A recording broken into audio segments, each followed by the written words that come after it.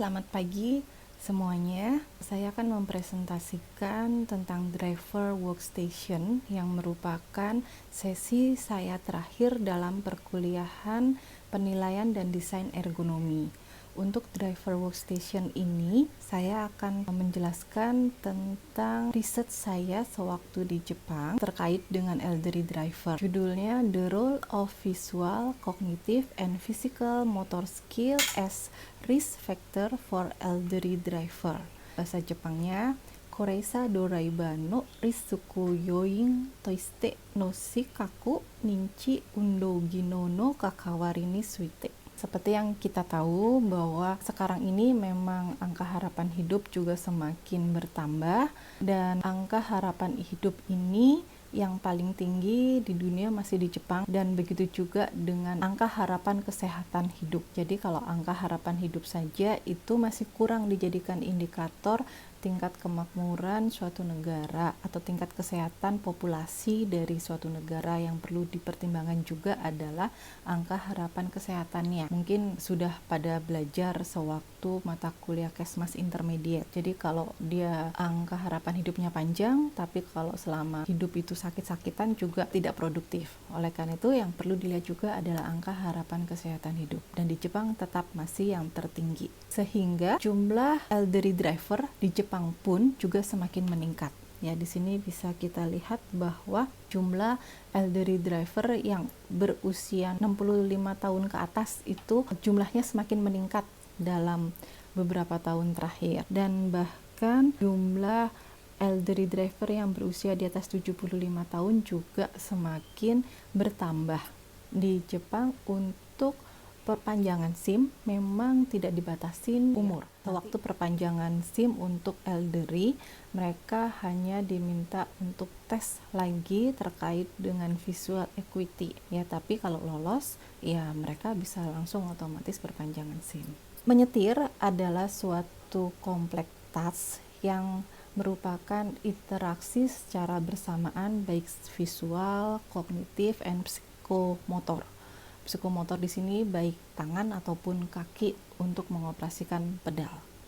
Nah, dengan pertambahan usia, maka semua kemampuan fungsional ini juga otomatis akan menurun. Berarti elderly driver yang masih menyetir, maka kemampuan dia menyetir juga menurun seiring dengan kemampuan fungsi visualnya, kognitifnya, dan psikomotornya. Dan hal inilah yang berkontribusi menyebabkan terjadinya kecelakaan di jalan raya pada elderly. Nah, ini data dari Japan Manufacturing Automobile bahwa kecelakaan mobil pada elderly driver juga merupakan kasus yang lebih banyak dibandingkan moda transportasi yang lainnya. Karakteristik dari elderly driver, mereka biasanya menyetir lambat dan mereka akan tetap menjaga jarak dengan mobil di depannya, dan mereka lebih suka menyetir di sebelah kiri, dan mereka biasanya tidak bisa menjaga tetap di jalurnya, terutama kalau ada junction, kalau ada pertigaan ataupun kalau ada simpangan-simpangan. Dari beberapa paper bisa dikelompokkan, ini juga dari Japan Automobile Manufacturing Association, bahwa kecelakaan pada elderly driver mostly itu terjadi di T-junction, di pertigaan. Kemudian biasanya mereka menabrak di belakang, menabrak mobil yang di depannya. Kemudian sewaktu mereka melakukan U-turn, kemudian juga yang paling sering mereka itu tiba-tiba sakit sewaktu menyetir. Nah, ini juga terkait dengan Alzheimer disease. Untuk visual factornya sendiri yang menyebabkan accident pada elderly driver, mereka sudah mengalami penurunan penglihatan, akomodasi dari mata juga menurun, range of visionnya atau media pandangnya mereka juga menjadi semakin sempit, dan juga adanya glare. Ini sewaktu mereka menyetir di malam hari. Untuk physical motornya, mereka dari beberapa kecelakaan ditemukan dikarenakan mereka salah menginjak antara rem dan gas. Setelah itu juga kekuatan otot kakinya untuk menginjak pedal itu juga berkurang. Dan biasanya mereka hanya bisa menginjak 37% dari maksimum push force yang seberat 40 kilo. Kemudian kemampuan dia untuk steering handle juga berkurang dan mereka memiliki reaction time yang lebih lama. Jadi kalau ada kecelakaan, biasanya refleks mereka pun juga sudah berkurang. Untuk cognitive and judgment factor, mereka biasanya sudah menurun perhatiannya untuk traffic sinyal. Ya, mereka biasanya juga tidak bisa berhenti tepat di belakang garis stop line dan mereka juga salah memperkirakan kecepatan mobil lain yang ada di jalan raya. Nah, ini ada masalah dalam attention dan cognition-nya. Kemudian juga beberapa insiden itu ada kaitan juga dengan driver risk perception and bagaimana dia mengcoping stres selama di jalan raya. Nah, ini nanti juga akan saya lihat menggunakan driver risk perception. Di Jepang sendiri itu ada safety road program yang khusus untuk elderly driver. Kenapa mereka membuat program untuk elderly ini? Kenapa tidak di stop? Karena kita sudah tahu bahwa elderly ini kan memiliki kekurangan visual, kognitif, and motor skill. Kalau di Jepang mereka masih berpikir bahwa elderly driver ini tetap perlu menyetir untuk aktivitas sehari-harinya dikarenakan mereka juga harus rutin untuk cek kesehatannya ke klinik atau ke rumah sakit dan untuk alasan sosial interaksi dan untuk liburan, terutama untuk di area suburban and rural area yang dimana mass transportation-nya itu masih minim, jadi biasanya elderly driver mereka masih menyetir sendiri. Berarti ini menjadi penting bahwa elderly driver juga masih memiliki kemungkinan atau kesempatan untuk tetap menyetir untuk daily activity-nya. Di Fukuoka City, mereka membuat road safety program untuk mencegah kecelakaan yang terkait dengan visual dan physical fitness skill factor. Nah, ini seperti ini ya konsep yang saya ambil juga, bahwa begitu ada accident maka diperlukan teknologi untuk menghindari collision, karena kalau ada collision biasanya korban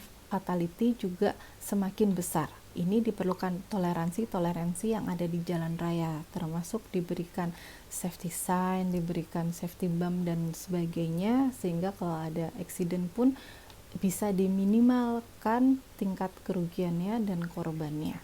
Tapi yang menjadi fokus dari penelitian ini adalah sebelum accident, karena diharapkan memang elderly driver ini tidak sampai terjadinya accident.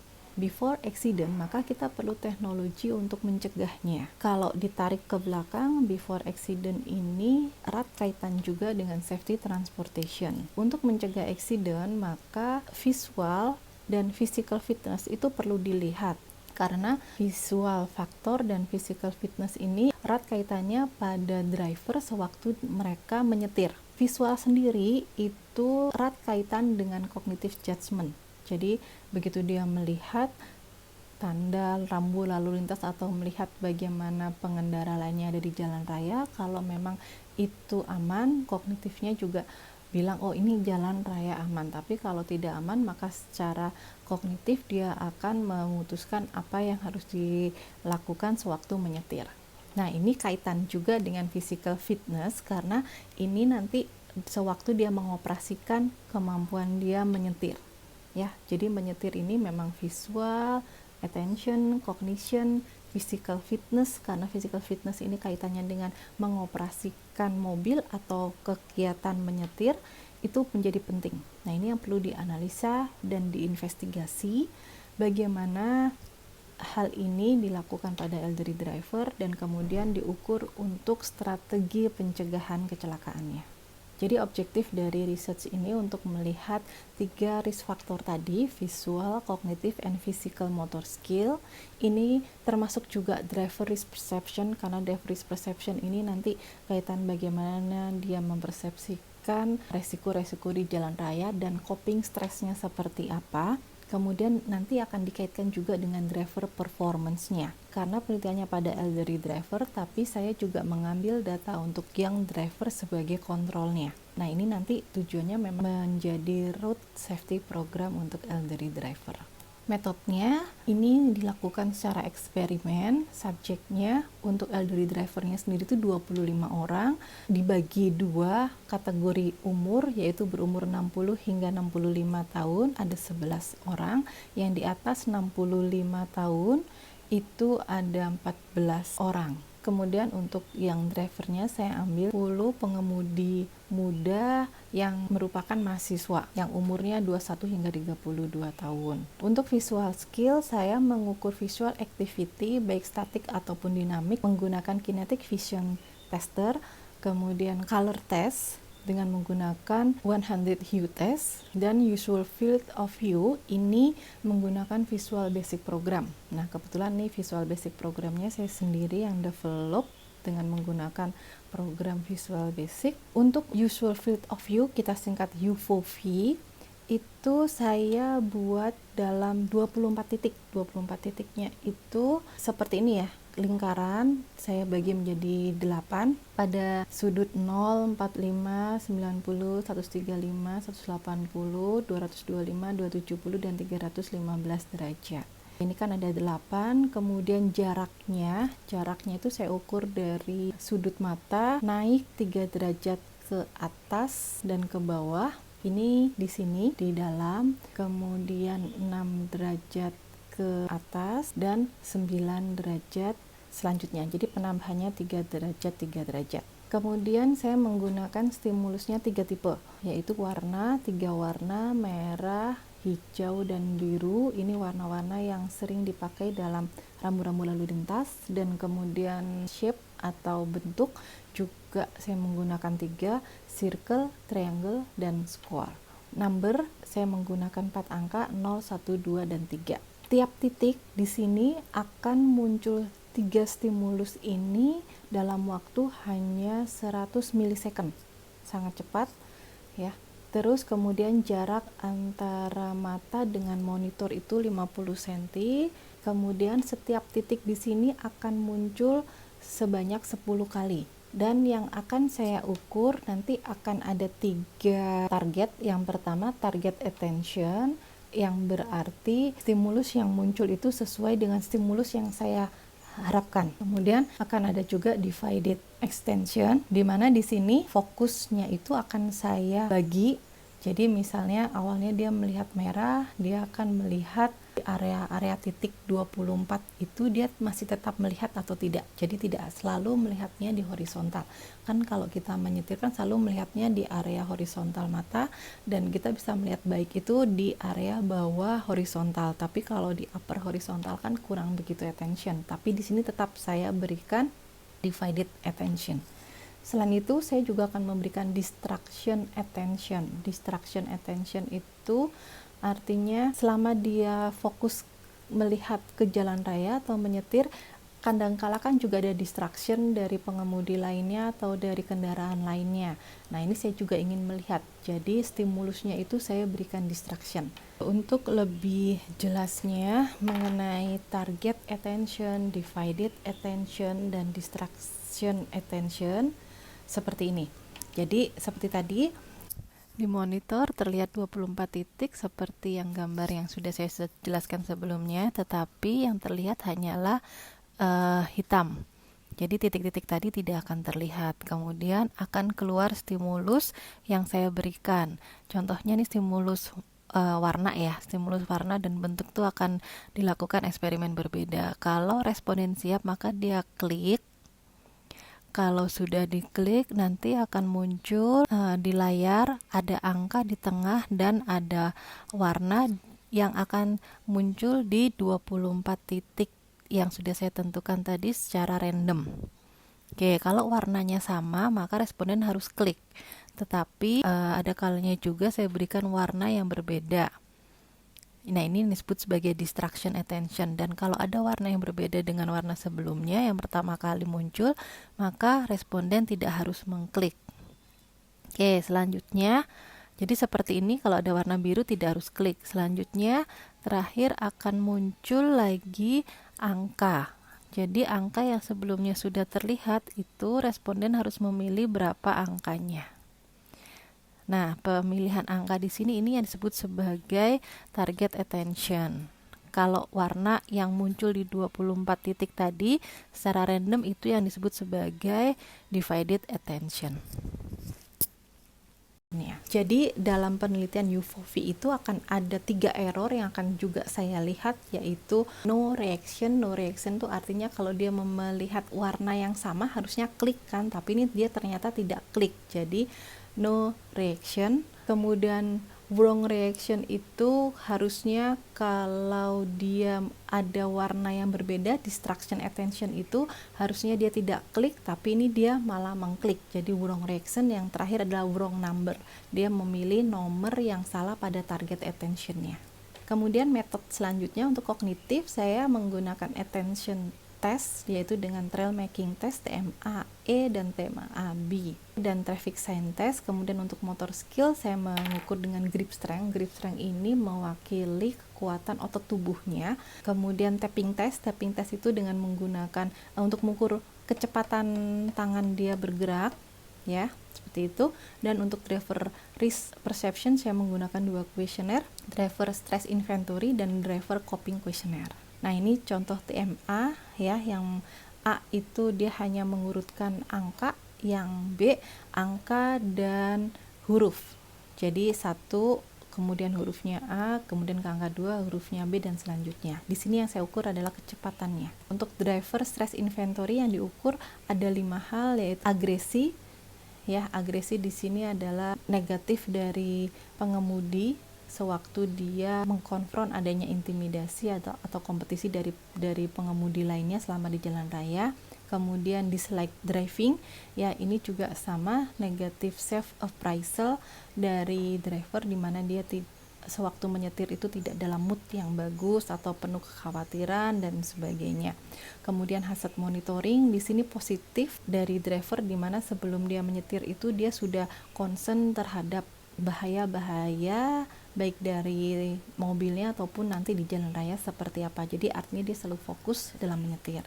Kemudian fatigue proneness, di sini juga negative appraisal, artinya driver di sini dia mengalami kelelahan karena menyetir dalam jangka waktu yang lama. Kemudian yang terakhir thrill seeking ini juga negative appraisal, di sini adalah perilaku yang suka dengan tantangan karena dia suka mencari sensasi atau mencari kesenangan dengan overspeed di jalan raya ataupun mengajak pengendara lainnya untuk kebut-kebutan. Kemudian kuesioner kedua dengan driver coping questionnaire, di sini juga ada 5 hal yang dilihat, yaitu confrontive coping. Di sini negatif coping artinya dia tidak bisa mengconsider ini adalah bahaya, dia malah mengkonfront.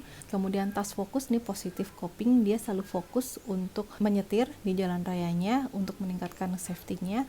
Emotion focus, ini juga negatif coping, artinya dia selalu menyalahkan diri sendiri kalau terjadi sesuatu yang tidak benar dan sebagainya. Kemudian reappraisal, ini positif coping, di mana dia selalu untuk melihat bahwa dia selalu memiliki positive feeling bahwa mereka itu adalah pengemudi yang sangat berpengalaman dan memang layak untuk mengemudi di jalan raya. Kemudian terakhir avoidance ini negative coping, ya ini ada beberapa perilaku mereka sewaktu di jalan raya kalau ada suatu keadaan yang misalnya tidak safety, tapi mereka tetap menganggap itu adalah sesuatu yang biasa. Nah, ini masuk di avoidance. Selain metodologi yang di atas yang mengenai kognitif, visual, dan psikomotor, saya juga mengukur mengenai driver performance. Nah, nanti dari hasil visual, kognitif, dan psikomotor itu akan dikaitkan dengan driver performance dari elderly driver. Tetapi hasil dari visual, kognitif, dan physical motor tidak saya sampaikan dalam video ini karena itu cukup panjang dan saya yakin juga Anda semua juga akan bosan melihat saya terus. Jadi bisa dibaca dalam PowerPoint yang akan saya upload dalam emas. Yang akan saya jelaskan adalah driver performance. Dalam driver performance, subjek yang saya ambil sama, ada 10 yang driver dan 25 elderly driver. 25 elderly driver ini saya kelompokkan menjadi 2, yang berumur 60 hingga 65 tahun, ada 10 orang yang berumur di atas 65 tahun, di mana di sini range-nya adalah 66 hingga 77 tahun, ada 15 orang. Sedangkan yang driver adalah mahasiswa sehingga usianya rentang antara 20 hingga 24 tahun. Untuk driver performance ini akan melakukan menyetir dengan menggunakan game simulator. Game simulatornya ini saya menggunakan Xbox. Karena di Xbox itu dia ada setir dan ada pedalnya. Dan saya menggunakan layar dengan illuminance 270 hingga 300 lux. Room conditionnya dibuat senyaman mungkin, yaitu 23 derajat, di mana setiap peserta melakukan 5 kali lap perlakuan di laboratoriumnya, di mana saya tentukan bahwa maksimum speed adalah 60 km per jam. Nah, ini yang saya ukur.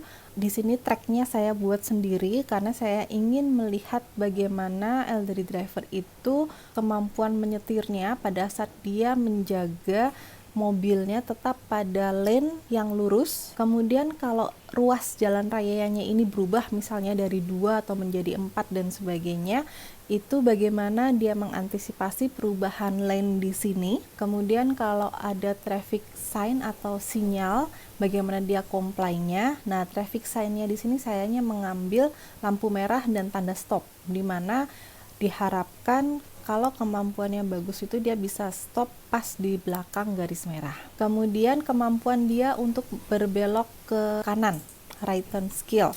Kemudian kemampuan dia untuk akselerasi, percepatan, dan menginjak rem. Terakhir, saya ukur driving speed-nya, di mana tadi maksimum speed-nya adalah 60 km per jam. Jadi, kalau ada overspeed, otomatis ini akan ukur sebagai error atau sebagai deviasi dari performance drivernya. Nah, ini gambarnya, di mana yang merah itu adalah traffic sign atau stop line yang saya berikan, di mana driver ya harus berhenti pas di belakang garis merah ini. Kalau ada perubahan lain seperti telah belok ke kanan, itu bagaimana? Kemudian kalau dari satu arah dengan 2 arah, ini bagaimana antisipasinya? Jadi satu lapnya itu seperti ini, dan setiap responden melakukan 5 kali lap. Tentu saja sebelum melakukan eksperimen, masing-masing responden itu akan dilatih menggunakan Xbox, game simulatornya, dan membiasakan hingga siap untuk melakukan eksperimen. Nah, untuk waktu persiapan ini tentunya elderly driver itu membutuhkan waktu lebih lama daripada young driver. Bahkan ada elderly driver itu, responden saya, dia butuh waktu sekitar 40 menit hingga 1 jam hanya untuk membiasakan diri main game. Dan ada beberapa elderly driver itu hingga muntah-muntah, katanya mabok menggunakan game simulator. Sedangkan yang driver, dia hanya 1 atau 2 kali lap sudah mahir dan siap melakukan eksperimen. Scoringnya saya tentukan berdasarkan paper dari Wood bahwa driver safety kriteria itu menjadi 10 poin scale. Scale pertama hingga scale ketiga itu kalau dia melakukan critical error. Karena dia melakukan critical error, di sini sampai saya memberikan action bahwa dia errornya sangat banyak. Nah, itu skornya 1 sampai 3. Kemudian skor 4 hingga 5 itu untuk poor driver dan observation skill-nya juga jelek. Kemudian skor 6 hingga 8 ini average driving skill cukup, tapi ada beberapa kebiasaan yang buruk selama menyetir. Kemudian skor 9 sampai 10 ini good until excellent selama menyetir, dan observasinya juga bagus. Nah, caranya sewaktu dia menyetir, melakukan eksperimen, saya akan tandain berapa kali dia melakukan error. Nah, error-error di sini yang akhirnya untuk menentukan berapa skor dia menyetir. Hasilnya tentu saja sesuai dengan teori bahwa elderly driver performance ini lebih rendah daripada young driver. Hampir di semua parameter, maintain lane change, traffic sign compliance, right turn skill, braking, acceleration, dan driving speed. Dan yang paling banyak ada signifikan adalah yang elderly kelompok 2 yang berumur di atas 65 tahun dengan young driver.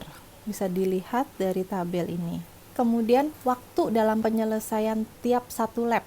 Nah, ini dilihat memang elderly driver juga menyelesaikan 1 lap itu waktu tempuhnya jauh lebih lama daripada young driver. Dan ini significant difference, baik elderly driver yang kelompok 1 yang berusia 60 hingga 65 dan yang elderly kelompok 2 yang berusia di atas 65 tahun dengan young driver. Ini elderly driver menyatakan dia perlu waktu lagi untuk praktis, padahal tadi saya sebutkan elderly driver itu dia sudah latihan itu hampir 1 jam sendiri. Ya mungkin mereka tidak terbiasa main game ya.